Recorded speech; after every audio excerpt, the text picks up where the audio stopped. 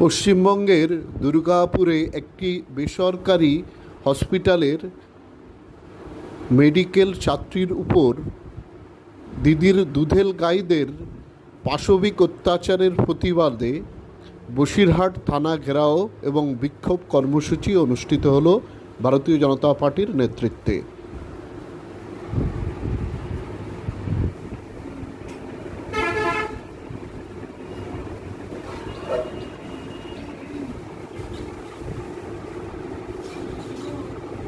পুলিশকে দিয়ে সমস্ত তথ্য প্রমাণ নষ্ট করান।